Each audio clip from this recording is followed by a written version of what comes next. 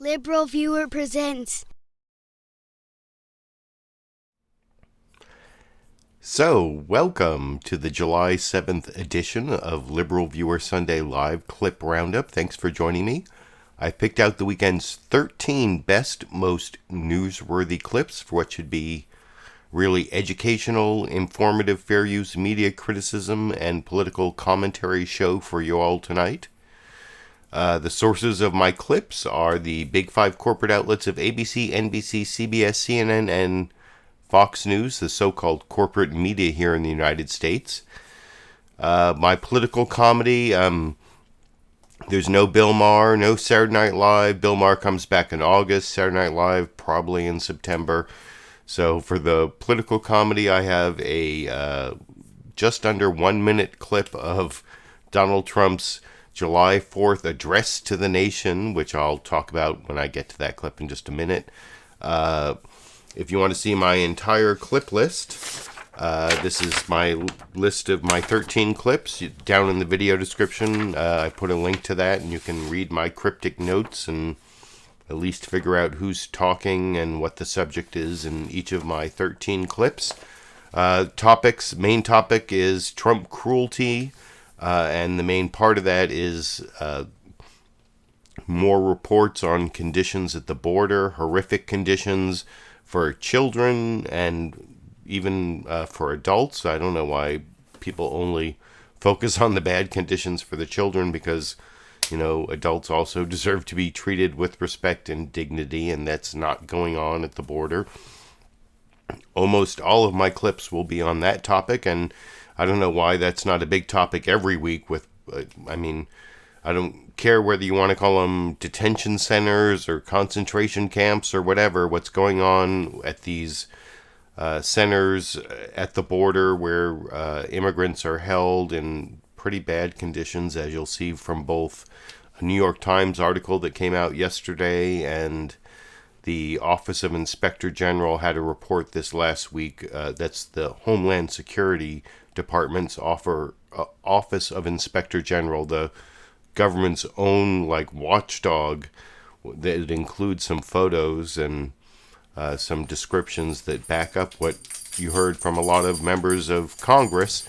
And I'll have a clip from Rashida Tlaib, who visited the Clint, Texas facility, and I'll also have a clip at the end of Joe Biden, which has nothing to do with the immigration issue, but has to do with Trump cruelty also, because he talks about how he might fight Trump cruelty. And all the clips have something to do with Trump cruelty, except this first clip, which is the political comedy clip that I promised. It's about 55 seconds of Trump's 4th of July speech, and one part of it got a lot of attention, the part where he claims that it might have been in the Revolutionary War, it might have been in the War of 1812, if you listen to this 55 seconds, where the Continental Army captured the airports. A lot of people made fun of that. I don't know, there seems to be a big part of this speech missing here. I think Trump blamed it on the rain and the teleprompter not being legible, and that could be true, because there's this part that didn't get as much attention at the beginning of this clip where he claims the Continental Army was named after George Washington. I'm not sure if that might have been a part of the speech where he was supposed to say that George Washington was named the first commander-in-chief of the Continental Army, but there seems to be a whole big part of this speech missing around the Revolution, between when the Continental Army is founded for the Revolutionary War and Valley Forge, and then all of a sudden we're in the War of 1812 and we're taking the airports for Fort McHenry. McHenry, anyone? I don't know. I'll talk about that a little more after we watch that clip from the July 4th speech from President Donald Trump at the Lincoln Memorial over here. In June of 1775, the Continental Congress created a unified army out of the revolutionary forces encamped around Boston and New York, and named after the great George Washington, Commander-in-Chief. The Continental Army suffered a bitter winter of Valley Forge, found glory across the waters of the Delaware, and seized victory from Cornwallis of Yorktown. Our Army manned the airport. It ran the ramparts. It took over the airports. It did everything it had to do. And at Fort McHenry, under the rocket's red glare, it had nothing but victory. And when dawn came, their star-spangled banner waved defiant.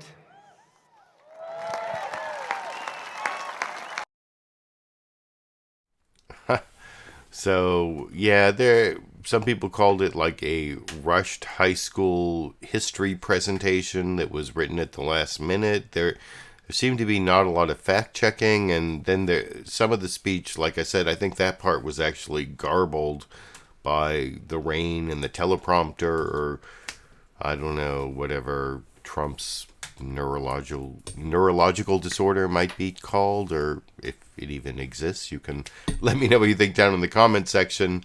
One thing I forgot to mention is at the end, after I show the 13 clips, you just saw clip 1 of my 13 clips, there's actually a bonus Dash and Sandy clip, a 46-second battle for the sunspot. Taken in the morning. You'll see Dash, my cat, and Sandy the dog. Sandy's right over there sleeping in this, as the one member of my live studio audience here. I know I have my live internet audience, but Sandy's the only member of the live studio audience. And we'll see if I might be able to take a picture of Sandy during the show, but this is a morning clip of Dash and Sandy battling for the sunspot, where there will be both a lot of Dash and Sandy interaction and vocalizations, so you can look forward to that at the end of the show. But now I want to get to the actual news clips, starting with the main topic. What, like I said, was coverage of the outrage over the horrific conditions at the border, both this New York Times article and the Office of Inspector General report, which was all part of the pre-recorded NBC News Meet the Press package. That's the way NBC News Meet the Press always does their news summary. They start off with Chuck Todd doing like a live introduction, and he talks about the July 4th, how it's a tradition of unity, and Trump ruined all that, and has us questioning what it means to be an American. And then they get to the immigration issue and the pre-recorded package, and as usual, the most thorough coverage of that issue is from NBC News' Meet the Press. In the first news summary clip, I will share with you and then talk about with you after we watch it together over here. Monday morning and happy July 4th weekend. This holiday is traditionally a unifying event celebrating the country's independence and the pride that comes with being an American. But this week, we witnessed a debate about what it means to be an American. We saw Democratic lawmakers denounce the conditions in detention centers filled with undocumented immigrants hoping to become Americans someday. And we saw President Trump tweet, "If illegal immigrants are unhappy with the conditions in the quickly built or refitted detention centers, just tell them not to come. All problems solved." We saw a fight over how to count Americans, with President Trump insisting on including a citizenship question on the census, and opponents arguing that's nothing more than an attempt to reduce the number of representatives in Congress for Hispanic Americans and Democrats.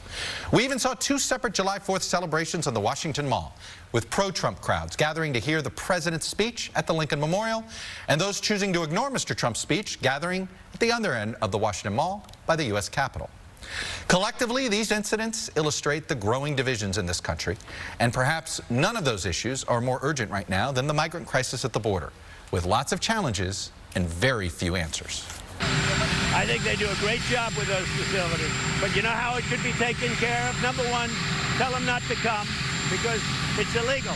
President Trump on Friday responding to a report by the Department of Homeland Security's independent watchdog that warns of dangerous overcrowding and prolonged detention at border facilities in South Texas. Inspectors say 88 men were crammed into this cell with a capacity of just 41 people. Children at several of the facilities had no access to showers or hot meals. A third of the children at the facilities were held for more than 3 days in violation of federal law.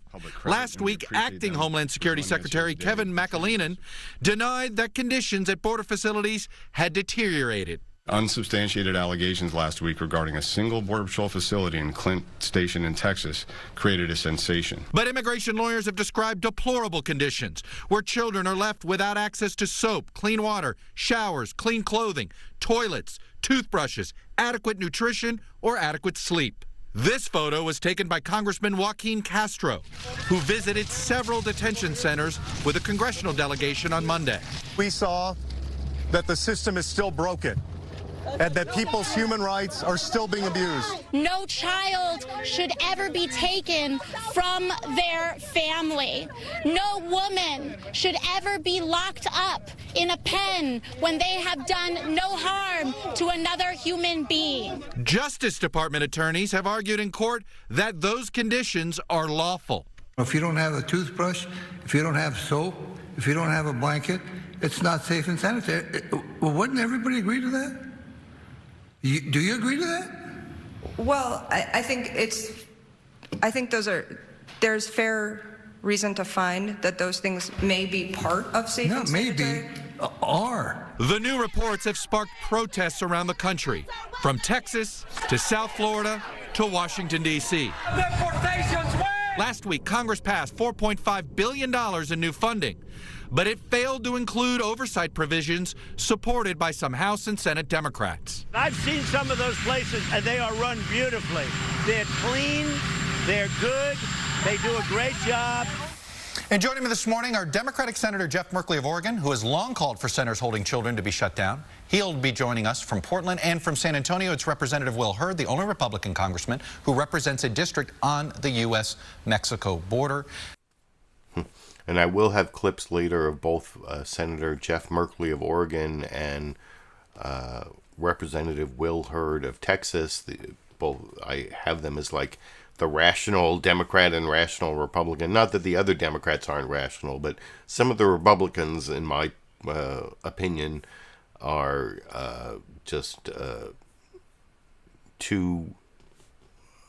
are apologists for cruelty. You know, that's the Trump cruelty is the subject of the video, and there's a lot of evidence of Trump cruelty you just saw in that NBC News Meet the Press news summary. It's also picked up in Martha Raddatz's news summary from ABC's This Week with George Stephanopoulos that comes next.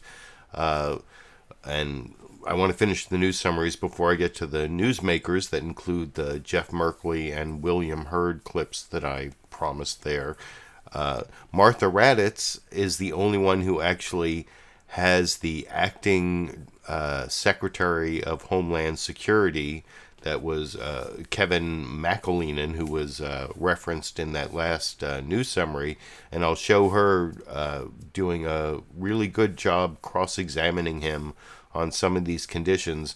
I'm going to show you almost 6 minutes or 5 minutes, 43 seconds actually, and not even her whole cross-examination. And I've talked a lot about how Martha Raddatz has like close ties to the military-industrial complex, and I guess that includes the Department of Homeland Security, because sometimes she seems to be almost an apologist for the military in a lot of situations, and I've talked about that over many live clip roundups in the past. And here I think she's the only, you'll see a couple other of the Sunday morning news programs got interviews with Ken Cuccinelli, who's the new acting secretary of I think it's Customs and Immigration Services, or no, Citizenship and Immigration Services. I have it, whatever, it's down in my video description. Yeah, he's the acting director of U.S. Citizenship and Immigration Services, Ken Cuccinelli, but he's really like a Republican hack out of Virginia, political hack, and I guess Kevin McAleenan is more of a career Homeland Security official, and he's treated with real respect by Martha Raddatz, but she also cross-examines him in that'll be clip number clip number 7, but this is the ABC News summary, which is only slightly under 2 minutes, that has a lot of the same facts and I think points out the horrific conditions at the border with talking both about the New York Times article on Clinton, Texas, and then some ABC News poll results, which are actually looking good for Trump, not on immigration, but on his job approval, although his disapproval is historic, as Martha Raddatz points out in the clip I'll talk about with you a little more after we watch it together over here. To this week. So much to get to this morning, from the president's salute to America to the explosive New York Times report that dropped last night with new firsthand accounts of the squalid conditions at a detention facility in Texas. But we begin with our brand new ABC News Washington Post poll. The president's approval rating at 44%. That's a career high in our poll. And yet 53% disapprove of his performance, making President Trump the only president in modern history to have majority disapproval ratings for his first 2.5 years in office. And just 40% of Americans approve of how he's handling his signature issue, immigration. The numbers there falling sharply along partisan lines. The overwhelming majority of Americans agree immigration as a whole will factor heavily into their 2020 vote. And of course, the backdrop, the growing evidence of a humanitarian crisis on the southern border. That New York Times article, drawing from interviews with current and former Border Patrol agents, detailing outbreaks of scabies, shingles, and chickenpox spreading among the hundreds of children who were being held in cramped cells in a detention center in Clint, Texas. This comes just days after a government report also showed images of overcrowding in some detention centers. That report alleging many children were being denied regular access to showers or a change of clothes. This Independence Day weekend, these allegations have ignited a debate about American values and how people in government custody can and should be treated. President Trump is defending the handling of those detention centers, and the man he put in charge has too. And Acting Secretary of Homeland Security Kevin McAleenan joins us now. And like I said, I'm going to show you a clip of Martha Raddatz doing a really good job of cross-examining Kevin McAleenan after actually starting off with like this sort of softball claim of, I understand you've been sounding the alarm and you care about this, and, there's sort of like a soft touch at the beginning and then strong cross-examination. But that, like I said, that's coming up in clip number 7. Now if you're following along on the clip list, I'm at clip number 4 here, where Dana Perino, who was the White House press spokesperson for George W. Bush and now works for Fox News, is subbing in for Chris Wallace and is doing a good job of being the spokesperson for Trump TV. They did cover the problems at the border, but you'll see when I get to Dana Perino's so-called cross-examination of Ken Cuccinelli, you'll see that it's very, very soft. But in their news summary at the beginning, they didn't even really talk about that. They talked about the census question, and they talked about, the Supreme Court ruled against the Trump administration 5-4 because John Roberts said basically you did not lie to me in a way that I couldn't tell you were lying to the Trump administration. They want to, on the census, they want to ask people, are you a citizen? And they claimed it was to enforce the Voting Rights Act, but there was all this evidence that the Department of Wilbur Ross and the Department of Commerce decided to put it on there to, be a way to maximize the power of Republicans and whites and non-Hispanic whites. And there's a huge paper trail on that, and they lied about the reason that they wanted to ask the question. And so this basically John Roberts said, well, we're not naive, and if you can come up with like a better reason than this one, this pretext reason about enforcing the Voting Rights Act, then maybe. But one of the other things that you won't hear about in this news summary from Fox News Sunday is that all throughout the litigation, the Trump Justice Department claimed they had to print the census questionnaires starting by like June 30th. But now all of a sudden they're saying, oh, we have more time. We don't have to print it yet. And we can come up with some new reason. And that's not really covered in the census coverage in the very brief news summary at the beginning of Fox News Sunday from Dana Perino over here. Again from Fox News in Washington, President Trump says he's mulling his options, including an executive order to add a citizenship question to the 2020 census. Last week, the Supreme Court blocked the question, at least temporarily, and now Mr. Trump says he's working with the Justice Department to find a legal way forward. Joining us here in Washington, Ken Cuccinelli, Acting Director of U.S. Citizenship and Immigration Services, the agency in charge of determining who can immigrate to the U.S. legally. Great to have you here. Good to be with you, Dan. And it's good to see you again. So last Tuesday, the Commerce Secretary, Wilbur Ross, says we're going to forego this citizenship question on the census. And the next morning, the president says, not so fast. And he tweets this basically saying that was fake news. We are absolutely moving forward, as we must, because of the importance of the answer to this question. And then on Friday, he was asked about it again, and he said this. You need it for Congress, for districting. You need it for appropriations. Where are the funds going? How many people are there? Are they citizens? Are they not citizens?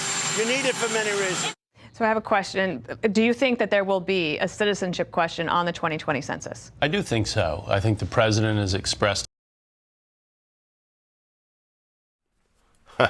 So, like I said, I think I pretty much pre-criticized that clip before I showed it, and that even it wasn't even a coverage of the bad conditions at the border that came out in the New York Times article and the Office of Inspector General report that you saw covered in the previous two clips. That wasn't even covered in the opening news summary from Fox News Sunday. And while the census case is an important news item, it was pretty much covered in a one-sided way by Fox News there. As I explained before I showed the clip, the final news summary I want to show you is from CNN State of the Union, and here Jake Tapper and CNN State of the Union falls prey to a different kind of news bias that I talk about all the time, where they have a bias towards their exclusive guest, if they have an exclusive guest. And actually, CNN had two exclusive guests. Joe Biden, who I put in the title of my video, I thought was a bigger exclusive guest, but it was a Chris Cuomo interview that was aired mostly over the last few days. And I will have a short clip from that at the end. But the real big exclusive CNN State of the Union guest was Justin Amash, the only Republican to call for Trump's impeachment, who then on July 4th left the Republican Party. And that was the big news on CNN State of the Union news summary, even though it's not really the biggest news, as I'll talk about a little more after we watch that news summary together.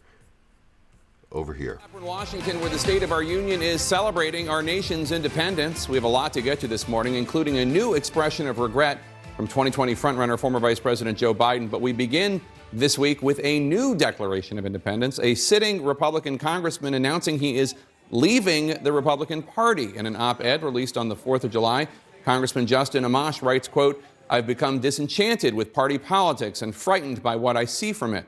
The two-party system has evolved into an existential threat to American principles and institutions." Amash had been the most outspoken Republican critic of President Trump, becoming the first and only Republican lawmaker to call for impeachment proceedings after reading the Mueller report. The president, unsurprisingly, shared his feelings about Amash's decision on Twitter, calling him a total loser and calling his decision great news for the Republican Party. And newly minted independent Congressman Justin Amash of Michigan joins us now exclusively live for his first national interview since making the decision. Thanks so much.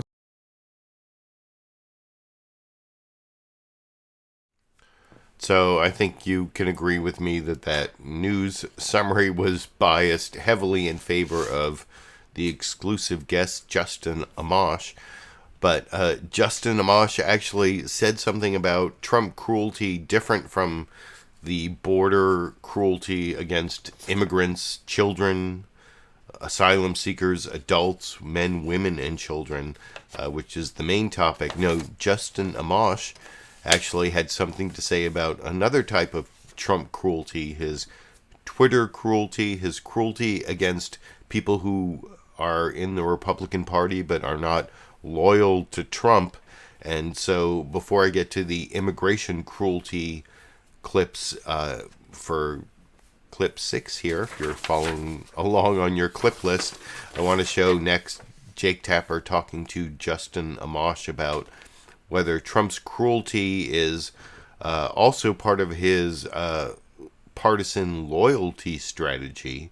Another way that cruelty is the point, which is kind of the topic of my entire video over here. The president lashed out on you on Twitter Thursday after your announcement that you were leaving the Republican Party, saying, quote, "Great news for the Republican Party is one of the dumbest and most disloyal men in Congress is, quote, quitting the party, no collusion, no obstruction. Knew he couldn't get the nomination to run again in the great state of Michigan, already being challenged for a seat, a total loser." I wanted to give you an opportunity to respond. I mean, I don't have a response to it. It's what the president does. It's what he says. And I think most people understand that's not how people are supposed to talk about each other and to each other. And I think he's really identified what I talked about in my op-ed, which is he thinks that people owe loyalty to him. But people are elected to Congress with an oath to support and defend the Constitution, not an oath to support and defend one person, the president, who happens to be from your own party. Do you think that kind of attack, personal, nasty, name-calling, do you think fearing that kind of attack is why more of your Republican colleagues don't speak out when they see things they don't like from the president? Yeah, it's a big part of it. They're afraid they'll be attacked. They're afraid that people back home who are listening to certain forms of media will say, well, the president's right, this guy's a terrible person, and we need to go after him. So it's a combination of things. I don't think a lot of the partisan discord and the rest started with President Trump. It's been going on for years, and it's gotten worse in recent years. But he's helping to fuel it, and he's making it worse, and he's making it more difficult for people to be independent in Congress. You stand to lose some political power by leaving. So, I don't know. What do you think? Justin Amash, I respect him for having read the Mueller report and coming to the inevitable conclusion. If you read the whole Mueller report like I have, and there's a link to the Mueller report down in the video description like there is every week if you want to get woke by what, if you're someone who hasn't read it and you want to get woke on what the criminal activity of our current president, I recommend reading it. Like sometimes I think Justin Amash is the only Republican who actually read it, or no, just some of them are just too craven to react to what is in there and the criminality of President Trump. But anyway, that's not even the topic this week. That will be coming up again. You know, Robert Mueller is testifying to Congress on July 17th, so that's coming up in 10 days. But this next clip is the one I promised you. Kevin McAleenan being cross-examined by Martha Raddatz on ABC's This Week with George Stephanopoulos about the horrific conditions, even though she starts off saying, you know, I know you're a good guy and you've been warning about this the whole time, but why is this happening? And she kind of lets him blame it on Congress too much, maybe, but anyway, I'll talk about that a little more after we watch that entire almost 5-minute, 43-second clip from ABC's This Week with George Stephanopoulos. The exclusive interview with the acting director of Homeland Security about terrible things that are happening at our borders and the conditions that both agents have described to the New York Times and the Office of Inspector General of the Department of Homeland Security itself has found, along with pictures and descriptions that Martha Raddatz uses to cross-examine the acting director of the Department of Homeland Security over here. Really appreciate you being here this morning. I know you have been concerned for months about the growing humanitarian crisis. You said it to us about 6 months ago on the show. Right. But I want to begin with that IG report, your own IG report. We saw those disturbing images of the migrants in some of those border facilities and read from the report about overcrowding and unsanitary conditions. This from the report itself as well. 31% of the children at these facilities had been held longer than 72 hours, generally permitted under legal standards. Children at 3 of the 5 Border Patrol facilities had no access to showers. Single adults at one facility, some were held in standing room only conditions for a week, and at another more than a month in overcrowded cells.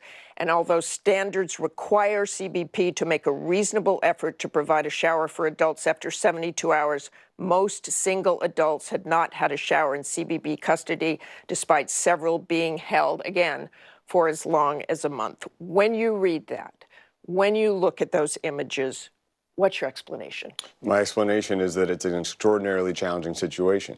That since I saw you on December 30th, we've had over 500,000 people cross our southern border. The predominant crossings are made by family units, unaccompanied children, and then single adults. The dates you referenced, the first IG report was on May 10th. On May 11th, I had a press conference at the border talking about our overflowing facilities and the challenging conditions in them.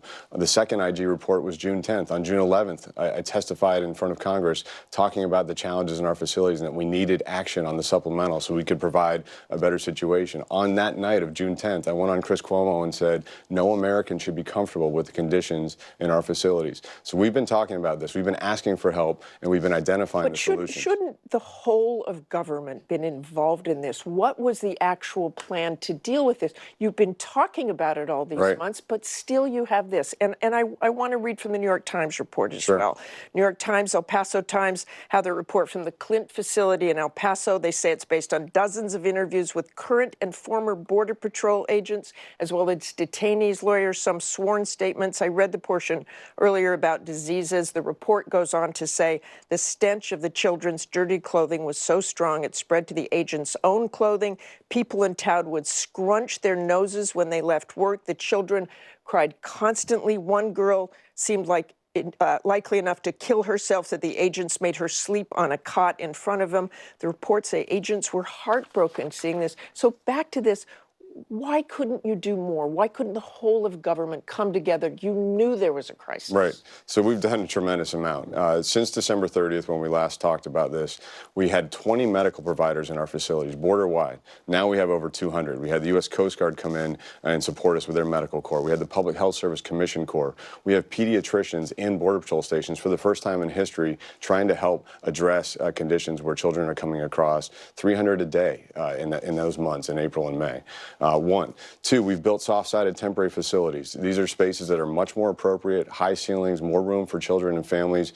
We've put them both in Donna, Texas, in South Texas, as well as in El Paso to provide additional space. We did all this without the funding, hoping that we would get a supplemental to get ahead of the status. We've bought buses to transport people to better places. You talk about this press conference last week. You spoke about the Clint facility after an earlier AP report described inadequate food, water, and sanitation. Here's what you said about the allegations at Clint. Unsubstantiated allegations last week regarding a single Border Patrol facility in Clint Station in Texas created a sensation. That's balanced somewhat since several media outlets toured the Clint Station and saw the actual conditions there, a clean and well-managed facility and well-equipped process. The New York Times report is talking specifically about the Clint facility. Why did you call those allegations unsubstantiated? Because there's adequate food and water, because the facility is cleaned every day, because I know what our standards are, and I know they're being followed because we have tremendous levels of oversight. 5 levels of oversight. You don't believe the New York Times report? So you're asking... The stench of the children's dirty clothing was so strong it spread to the agent. They had scabies, chicken pox. Why did you say unsubstantiated? You just referenced three things that were unsubstantiated. Inadequate food, inadequate water, and unclean cells. None of those have been substantiated. What I have is an Office of Professional Responsibility, an independent office that oversees our operations report, who went to Clint Station in the same time period. We have the juvenile coordinator. Do you still think they're unsubstantiated, given the New York Times and the El Paso Times report these specific allegations? So I don't know which specific allegations you're referencing, but let's be very clear. The ones I Margaret. just read. This is an extraordinarily challenging situation. We had an overflow situation with hundreds of children crossing every day. That's why we were asking for funding for Health and Human Services to provide adequate bed space so those children could be moved from that immediate border processing into a more appropriate setting for children. So I'm not denying that there are challenging situations at the border. I've been the one talking about it the most. What I can tell you right now is that there's adequate food, water, and that the reason those children were at Clint Station in the first place is so they could have medical consolidated. They had shower facilities for over a year. There's been showers there. So this is why we tried to provide a better situation for the brief time they're supposed to spend. The New York Times says that the agency's leader...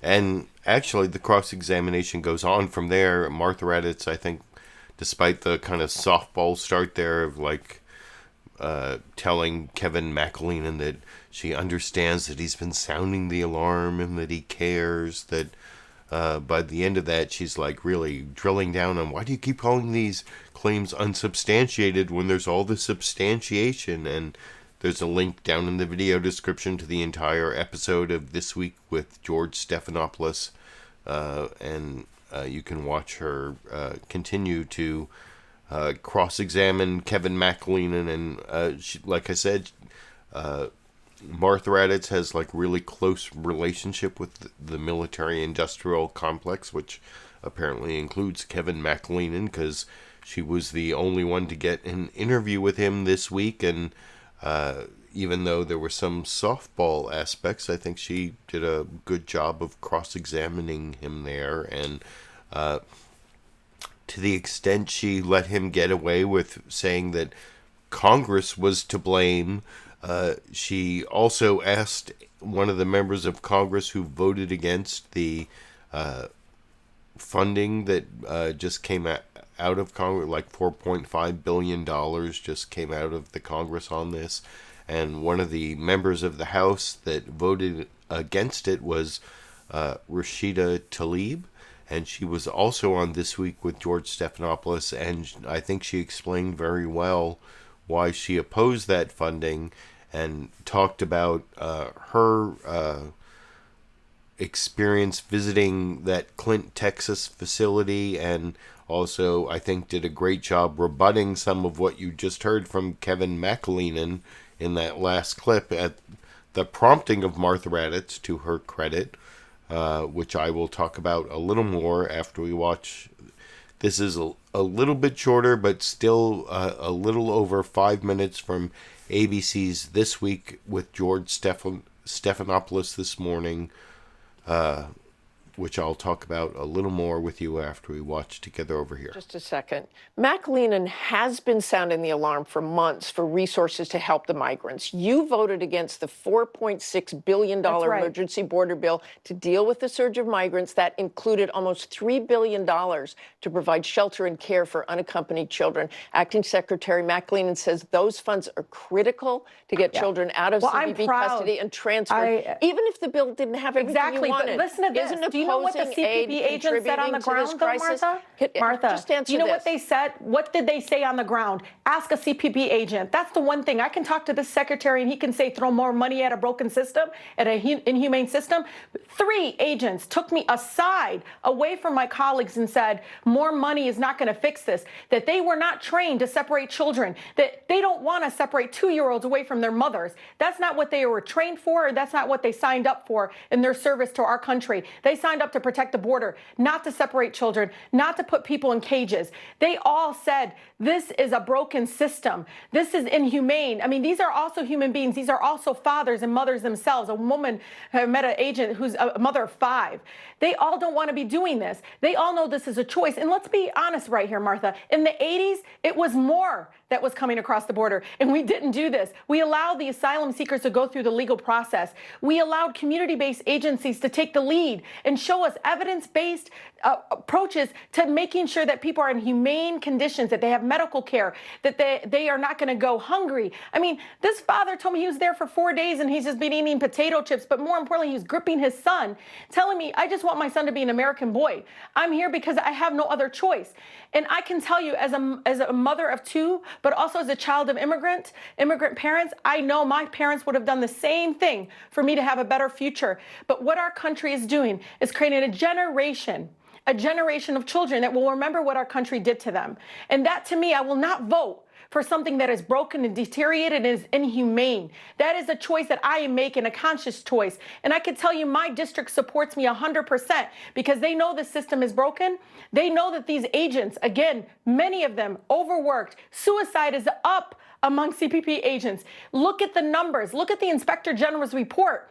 All of us can't be lying. All of us cannot be saying, we're all saying the same thing, that it's broken. So when I voted against it, when many of us voted against it, 4 or 5 of us voted against it, it was because we knew this was not the choice that we needed our country to move forward on. There is a better choice, and we've seen it in the 80s. We need to do better than what we're doing now at the border. I want to bring up that aid package again. In a column in the New York Times this morning, the Speaker of the House, Nancy Pelosi, said that you and the 3 other progressives made yourself irrelevant to the process by voting against the bill. All these people have their public whatever and their Twitter world, she said, but they didn't have any following. They're 4 people, and that's how many votes they got.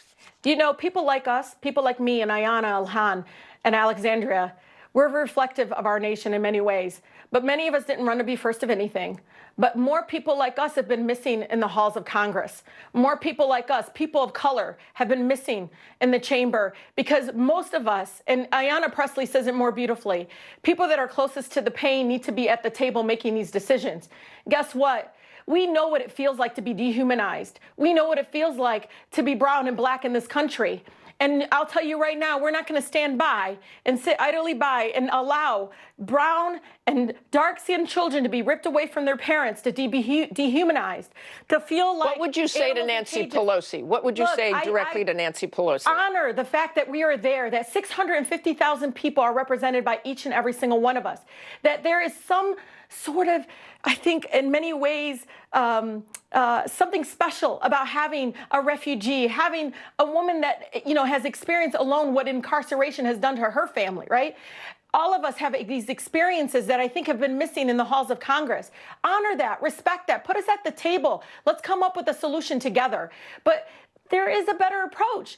They passed something out of the House. Still, I will not support anything that is broken and that dehumanizes people. But guess what? Mitch McConnell sent you back something that was worse. And I'll tell you right now, I mean, all you could do is focus on him. Uplift the women, especially the women of color within your caucus that are out there, because I'll tell you, more people like us, more people like me that come out to vote, we win. All of us win. Okay, I'm going to have to stop you there for time. It is very disappointing that the speaker would ever try to diminish our voices in so many ways. Again, I appreciate your comments. Very much for joining us. Thank you so much. Coming up, the Powerhouse Roundtable Tax. I don't know. Maybe I'm like far to the left. As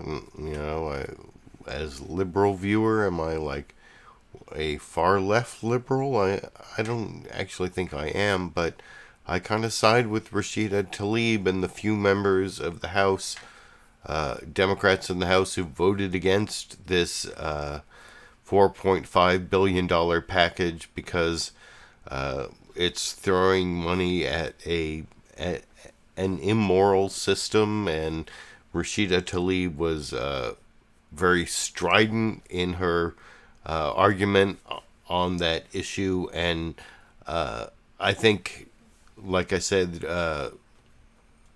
when I showed the Meet the Press introduction earlier, I said I was going to have a more moderate Democrat and a more moderate Republican. Well, that's the next two clips. The first is the moderate Democrat, who's actually pretty liberal, Jeff Merkley of Oregon. But he starts off here talking about some really good reasons to reject the package, the $4.5 billion package, all the things that it didn't do. And then there's a follow-up question from Chuck Todd, and I'll talk about all of that a little more after we watch that Jeff Merkley clip from Meet the Press before we watch the William Hurd clip as the moderate Republican afterwards. But first, here's moderate Democrat, well, liberal Democrat Jeff Merkley, just moderate in comparison to Rashida Tlaib, I guess, over here. But let's think about that settlement or the bill that was just passed. It did nothing to change the blockade of children at the border being left in Mexico. It did nothing to change the for-profit system of Homestead, where 3,200 children capacity, the largest child prison in American history, is being established. And the companies paid $750 a day to lock up children. No incentive to get them into homes. This process of the brutalization of refugees, and particularly children, is part of a philosophy of saying if we treat them like this, we'll discourage them from coming. There's just no ethical framework or religious tradition that allows you to mistreat children in this fashion. Let me ask you this. The president seems to say, this is what he tweets, and I'm curious if you take him at his word. He seems to say that if Democrats will agree to his changes in the asylum laws, that he'll perhaps, move on this issue. Democrats must change the loophole in asylum laws, but they probably won't. They want open borders, which means massive crime and drugs. Is there changes to the asylum laws that he wants that you would agree to? Well, let's get rid of the myth that the Democrats are arguing for open borders. We've supported border security, and that's just that's a red herring thrown in there.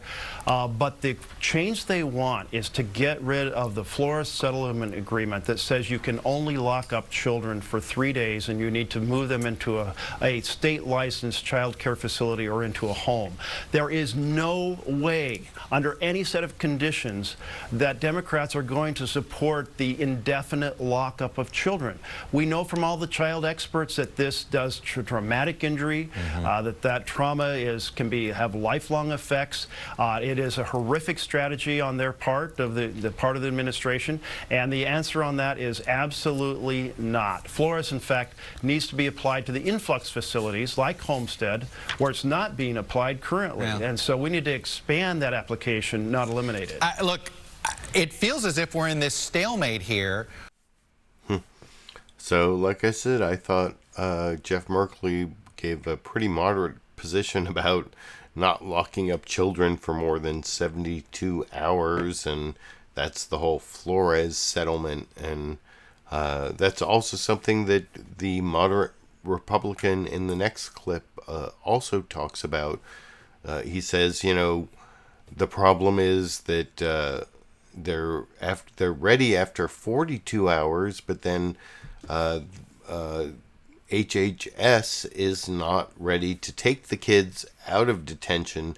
The thing is, there are a lot of family members who are able to take the kids, and the Trump administration, because cruelty is the point, won't release them, is holding them for long periods of time just to make it more arduous, to make it more punitive. That's what I think William Hurd isn't talking about, but at least he's being more moderate than the subsequent clips of Ken Cuccinelli I'm going to show. But before I get to that, here's William Hurd talking to Chuck Todd on Meet the Press this morning over here. Chuck, I appreciate you being on. Let me start with what the Inspector General's report said of these border facilities. Serious overcrowding, 31% of children held longer than 72 hours. Adults have been given wet wipes to maintain personal hygiene. Some single adults were held in standing room only conditions. That's just the government in what they've admitted here. As you know, in the New York Times today about Clint, the facility in Clint, Texas, in your district, here's their description. Outbreaks of scabies, shingles, and chickenpox were spreading among the hundreds of children who were being held in cramped cells, agents said. The stench of the children's dirty clothing was so strong, it spread to the agents' own clothing. The children cried constantly. One girl seemed likely enough to try to kill herself that the agents made her sleep on a cot in front of them so they could watch her as they were processing new arrivals. Congressman, I know you're not happy with these conditions either, but at this point, do we need to stop this? And how do we stop it? Well, and in that New York Times report, that is the agents telling the New York Times reporter, these facilities shouldn't hold anybody for any length of time, let alone children. We should be handling people with care and humanity when they are in our custody. But, you know, the IG report, which you were talking about, that came out, I think it was on July 3rd, there was also an IG report in May talking about these facilities were not prepared for the load that they were having to deal with. And these are temporary facilities, and unfortunately the solution here is we need ICE and HHS to have additional resources, especially when it comes to caring for children. HHS is the federal entity designed to handle children. Border Patrol, because of the Flores settlement, is supposed to have these children ready to transfer within 72 hours. Right now they're having them ready within 42 hours, but ICE and HHS doesn't have the capacity in order to take folks. And it's unfortunate, you know, when you know, many of my colleagues on the other side of the aisle voted against an amendment that I put forward, about $2 billion more for HHS to deal with this crisis. They voted against that. I tried to get 100 more judicial teams because the backlog of these immigration cases, we have 900,000 people that are still trying to get through the system. We should be able to get an immigration case done within 9 months. They voted against judicial increasing the judges. But isn't the issue here that the Democrats have are really not with your amendment? And the real issue isn't with the amendment to give billions more to HHS to take kids. It's why are we separating kids from their family members in the first place? Why don't we just release them to the family members? Why is there the family separation policy to begin with? Why is there this like increased emphasis on enforcement? Not that Obama wasn't the deporter-in-chief, he definitely was. And if you have been watching my videos through the Obama administration, you saw me talking about the need for immigrants' rights when Obama was the deporter-in-chief, but it's gotten so much worse under Trump. And another aspect of that, you know, Will Hurd was talking in that last clip about giving more money to take the kids. Oh, I have both Dash. There's Dash is walking in front of my, just went right in front of me while I was talking there. Sorry, it was a little distracting, but I was talking about how the Department of Homeland Security could do what used to be called catch and release, especially if you give people applying for asylum a lawyer. They come back to court, and should I try to take a picture of the Dash and Sandy thing I'm talking about right here? Let's see. Let me see if I can quickly import this so you can see what I'm talking about. I'm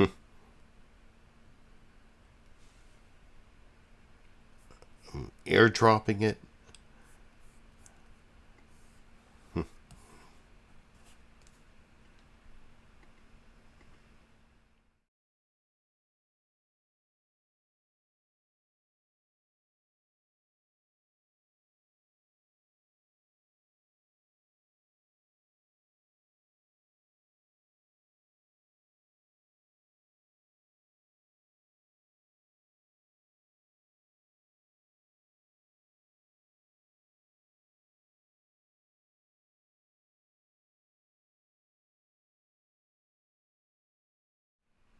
whatever. It was like I tried to do it, but it was turned the wrong way. I tried to rotate it. Sorry.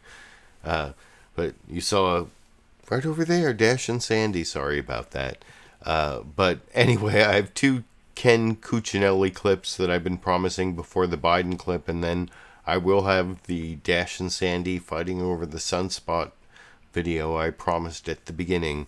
But the 2 Ken Cuccinelli clips, one is from CBS's Face the Nation, where Margaret Brennan does an okay job of cross-examining Ken Cuccinelli. First, saying, it's not really your area, but I'm going to ask you, and actually showing pictures from the OIG report, which is more than you'll see on Fox News Sunday and the subsequent clip. But here's the Margaret Brennan clip on CBS's Face the Nation, talking to Ken Cuccinelli about, the same horrific condition issues at the border over here. I want to get on to the border detention facilities. You don't have oversight of those in your current role. But this IG report that came out this week just confirmed what we have been hearing from Homeland Security since back in March about the horrific conditions in many of these facilities, overcrowding, thousands more detainees being held for longer, including children, than they should have been. So you now have billions of dollars from Congress. When does this change? Well, it's already changed. Most of the money in the supplemental, which is what I assume you're referencing, went to address children in this process. And in fact, over the course of the last month, since that supplemental, we've gone from about 2,500 children in facilities not designed for them down to a fraction of that. So those images that we saw this week, that a government investigator released. Is that still happening at U.S. facilities? That is not happening with respect to children in particular. We do have overcrowding in some places, but that's a matter of the rush at the border and what our system has been designed to absorb. And while the same people come down to the border from Congress and complain about it, they don't actually go back to Washington and do anything to fix it. And lastly, on the census, there seems to be consensus that you do need.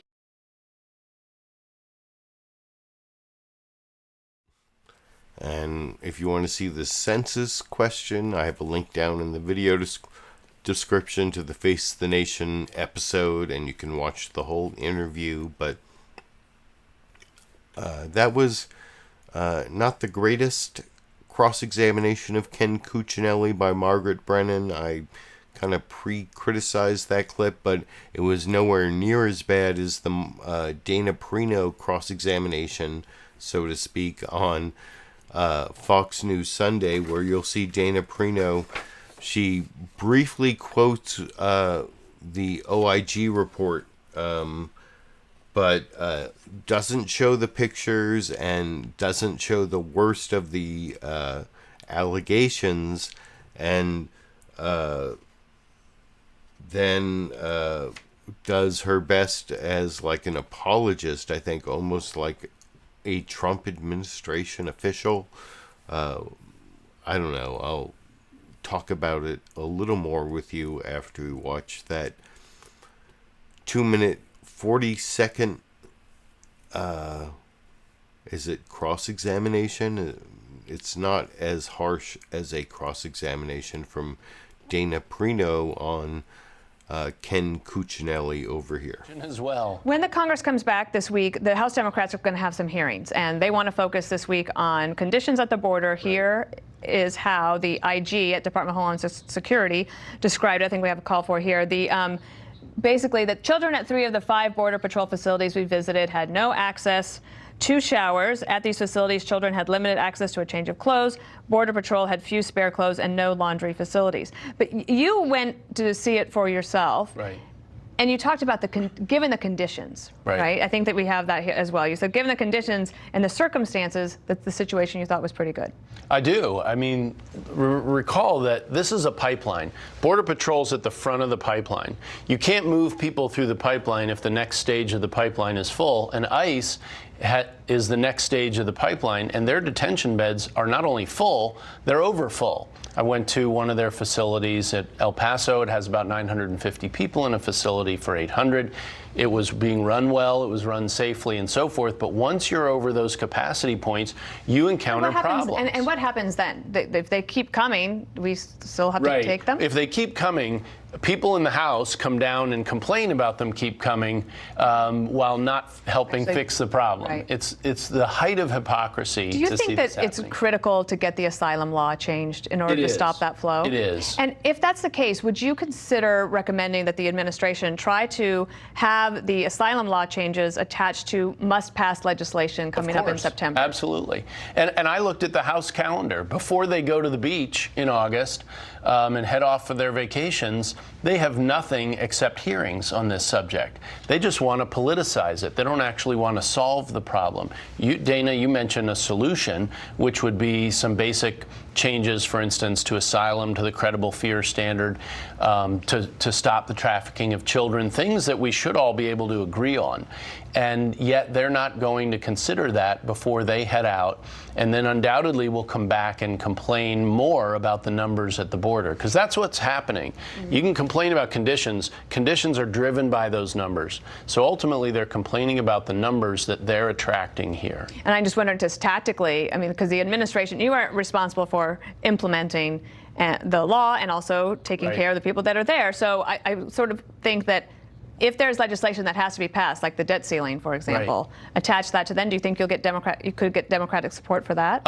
We could. I mean, that's a hard one to predict. So you can see Dana Perino there, like totally buying into the administration line that it's the Democrats in Congress who are responsible for all these terrible conditions, and it's these loopholes in our asylum laws. You know, Ken Cuccinelli used that as an excuse, and Dana Perino's follow-up was totally in line with his dodge. Didn't go back to, but why can't you give them blankets and beds and toothpaste and showers? And no, it's why can't you get the Democrats to agree with changes in our asylum laws? So like I said, I think that's good evidence of Fox News bias, and that's the last of the clips on the Trump cruelty. Cruelty is the point on the horrific conditions at the border with the asylum seekers that you saw discussed in all of those clips there. But I do want to do one clip. This is the 2020 Democratic candidate update. Is Joe Biden able to fight Trump cruelty? And down in the video description, if you go to the CNN State of the Union episode, you'll see a much longer interview with Joe Biden. Chris Cuomo did the interview, and it has played over the last few days since before the 4th of July. And did you hear Sandy barking in her sleep right over there? I don't know if the microphone's picking that up, but those are Sandy's sleepy barks.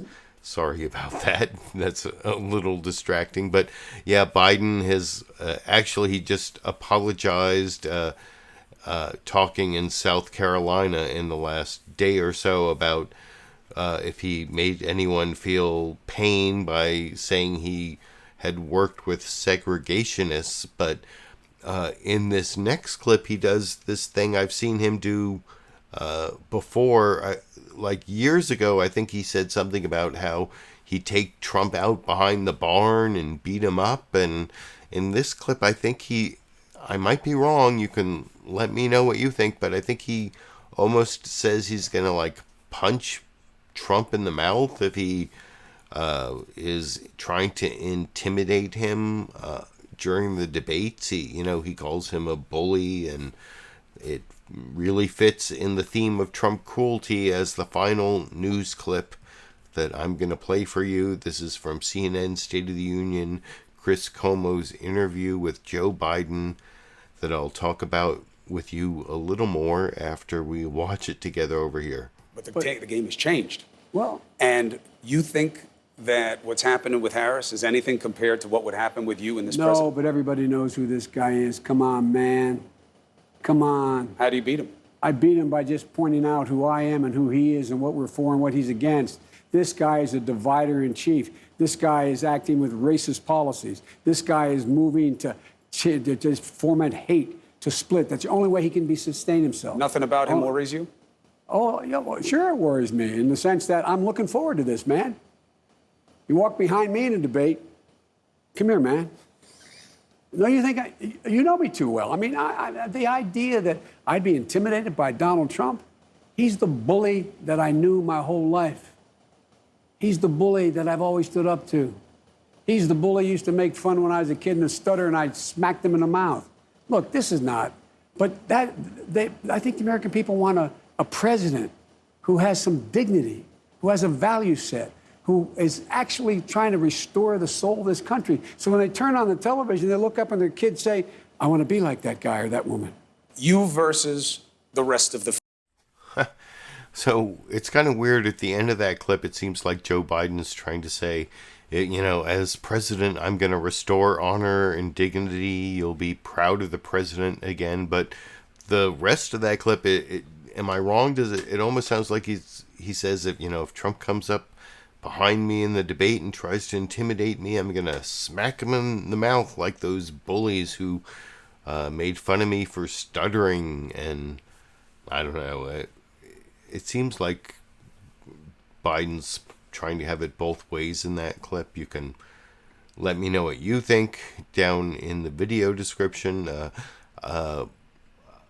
I did want to show you the Dash and Sandy clip I promised you, but I also want to thank the people who contributed to the live program through Super Chat.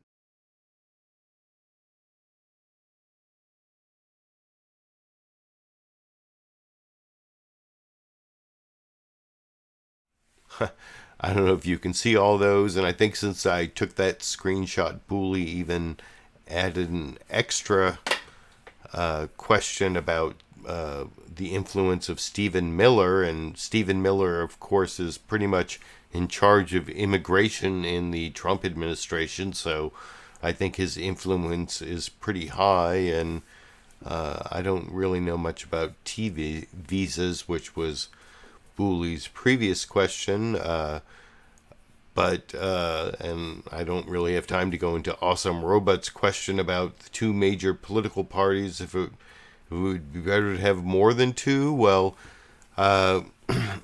in some ways, having two parties keeps America towards the center, which is, good if you want to avoid like totalitarian fascism or totalitarian communism at the two different poles. But if you want to have more diversity of policy, like libertarianism or the Green Party, or they're not like totalitarian, and so there are some, I think the United States has avoided some of the extremes because of the two-party system, but has also avoided some good solutions to problems that don't necessarily make it into the two-party system. So I hope that answers the super chat questions. And before I finish the show, I did promise a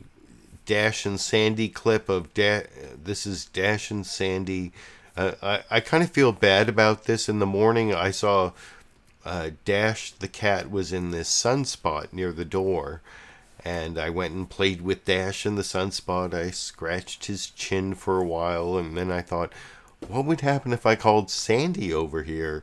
And this is the 46 seconds where where Sandy comes over, and Dash does not want to give up the sunspot and makes weird noises and even sort of bites and paws at Sandy. And then at the end, right after this clip, I start feeling bad and I call Sandy away so that Sandy will no longer be infringing on Dash's sunspot.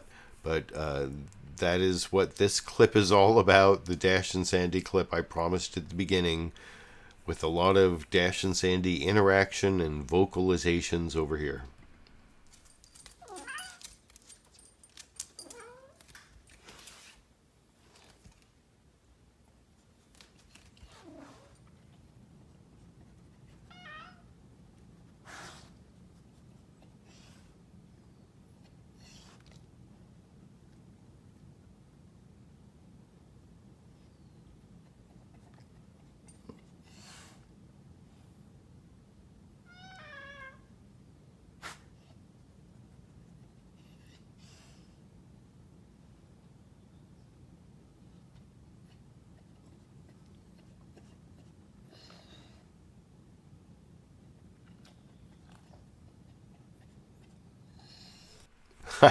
That was the Dash and Sandy fight for the sunspot.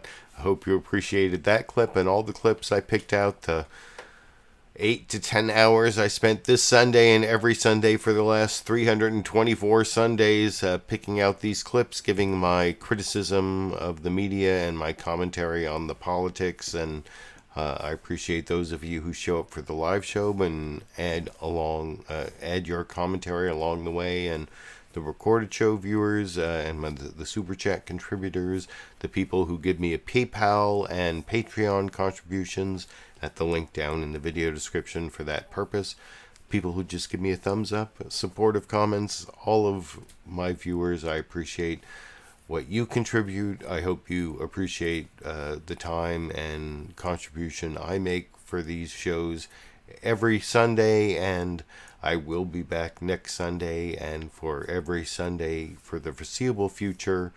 And until then, I guess I will be seeing all of you around the internet.